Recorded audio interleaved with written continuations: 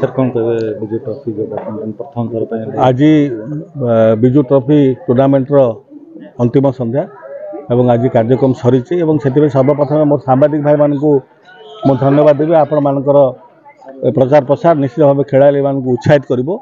सहित आमर माननीय पूर्वतन मुख्यमंत्री तथा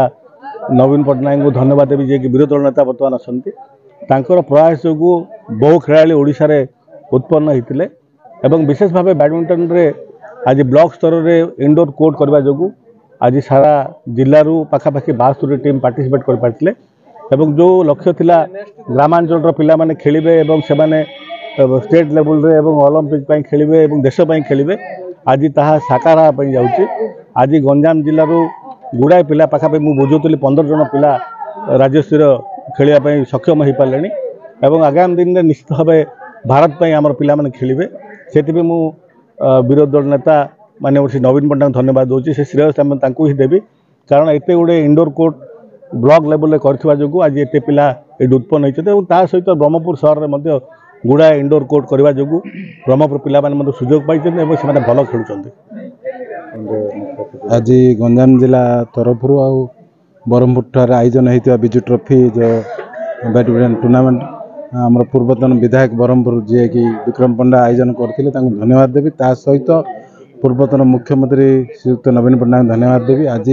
ब्लॉक स्तरीय एनएच स्तरीय जो इंडोर स्टेडियम करने जो आज पिला बाहर प्राय गंजाम जिले 72टा टीम ये भाग नहीं जो पिला माने भी भाग नहीं भी धन्यवाद देवी एत संख्यार ये समागम होते आज नवीन पट्टनायक धन्यवाद देवी नवीन पट्टनायक प्रयास जो आज कार्यकारी गंजाम जिले में खेल हो पारि बहुत पिला मेसेज दूसरी ये कार्यक्रम प्रति वर्ष आज तो प्रथम थर कि आरंभ है प्रत्येक ब्लॉक स्तरीय हो एनएच स्तरीय हो समस्त योगदान करें। धन्यवाद। मु शोभन कुमार नायक सभापति विजु छात्र दल ब्रह्मपुर महानगर। यही वर्ष प्रथम थर विजु बाबू ना तथा विजु ट्रॉफी नाम प्रथम थर बैडमिंटन टूर्नामेंट होती जहाँकि पूरा गंजाम डिस्ट्रिक्ट लेवल बेसिस ए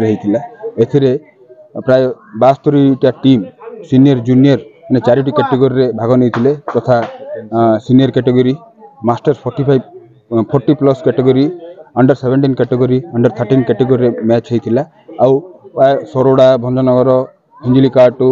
कवि सूर्यनगर खलिकोट चिकिटी और ब्रह्मपुर बहुत सारा माने 72टी टीम ये पार्टिसिपेट करते जहाँ आज तार उद्यापन दिवस ये आम बहुत खुशी जहाँ हो आम विजु बाबू और नवीन बाबू ना आज एत बड़ टूर्नामेंट सक्सेस करूँ अशेष धन्यवाद मान्यवर आमर पूर्वतन विधायक तथा आम समस्त ब्रह्मपुरवासी सबु युववर्गर आइडल कहले अत्युक्ति हम नहीं श्री विक्रम पंडा को जार सहयोग एवं आश्वासना कामना आज आम टूर्नामेंट सक्सेस करूँ आगामी दिन में मुझे रखा चाहिए आगामी दिन माने 31 तारीख 31 जनवरी पुणी गंजाम डिस्ट्रिक्ट लेवल रे गोटे भलीबॉल टूर्नामेंट होगा जाऊँगी मु समस्त दर्शक बंधु समस्त भलीबॉल प्रेमी मान अनुरोध करुँची समस्ते यही भलीबॉल टूर्नामेंट रे यथाशक्ति माने अधिक दर्शक बंधु आसी जोग दिंतु आउ मु भावुची यही टूर्नामेंट बहुत आगू बहुत सक्सेसफुल हम।